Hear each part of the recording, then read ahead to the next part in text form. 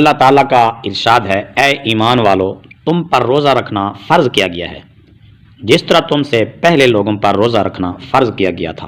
سورۃ البقرہ آیت نمبر 183۔ روزہ کا لغوی معنی ہے کسی چیز سے رکنا اور اس کو ترک کرنا، چھوڑنا، اور روزہ کا شرعی معنی ہے مکلف اور بالغ شخص کا ثواب کی نیت سے طلوع فجر سے لے کر غروب آفتاب تک کھانے پینے اور جماع کو ترک کرنا اور اپنے نفس کو تقوی کے حصول کے لیے تیار کرنا۔ تمام ادیان اور ملل میں روزہ معروف ہے۔ قدیم مصری، یونانی، رومن اور ہندو سب روزہ رکھتے تھے۔ موجودہ تورات میں بھی روزہ داروں کی تعریف کا ذکر ہے، اور حضرت موسیٰ علیہ السلام کا 40 دن روزہ رکھنا ثابت ہے۔ یروشلم کی تباہی کو یاد رکھنے کے لیے یہود اس زمانہ میں بھی 1 ہفتہ کا روزہ رکھتے ہیں۔ اسی طرح موجودہ انجیلوں میں بھی روزہ کو عبادت قرار دیا گیا ہے اور روزہ داروں کی تعریف کی گئی ہے۔ اس لیے اللہ تعالیٰ نے فرمایا کہ جس طرح تم سے پہلے لوگوں پر روزہ فرض کیا گیا تھا اسی طرح تم پر روزہ فرض کیا گیا ہے، تاکہ مسلمانوں کو روزہ رکھنے میں رغبت ہو، کیونکہ جب کسی مشکل کام کو عام لوگوں پر لاگو کر دیا جاتا ہے تو پھر وہ کام سہل اور آسان ہو جاتا ہے۔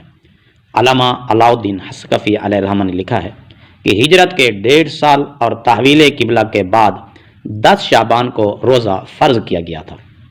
در مختار علی ہامش رد المحتار۔ سب سے پہلے نماز فرض کی گئی، پھر زکوٰۃ فرض کی گئی، اس کے بعد روزہ فرض کیا گیا، کیونکہ ان احکام میں سب سے سہل اور آسان نماز ہے، اس لیے اس کو پہلے فرض کیا گیا۔ پھر اس سے زیادہ مشکل اور دشوار زکوٰۃ ہے، کیونکہ مال کو اپنی ملکیت سے نکالنا انسان پر بہت شاق ہوتا ہے، مشکل ہوتا ہے۔ پھر اس کے بعد اس سے زیادہ مشکل عبادت روزہ کو فرض کیا گیا، کیونکہ روزہ میں نفس کو کھانے پینے اور عمل تزویج سے روکا جاتا ہے، اور یہ انسان کے نفس پر بہت شاق اور دشوار ہے۔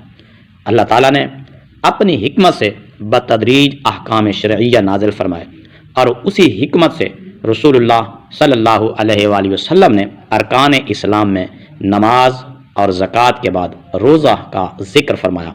قرآن مجید میں بھی اسی ترتیب کی طرف اشارہ ہے۔ اللہ تعالیٰ فرماتا ہے والخاشعین والخاشعات والمتصدقین والمتصدقات والصائمین والصائمات، سورۃ الاحزاب آیت نمبر 35، جس کا ترجمہ ہے اور نماز میں خشوع کرنے والے مرد اور نماز میں خشوع کرنے والی عورتیں، اور صدقہ دینے والے مرد اور صدقہ دینے والی عورتیں، اور روزہ رکھنے والے مرد اور روزہ رکھنے والی عورتیں۔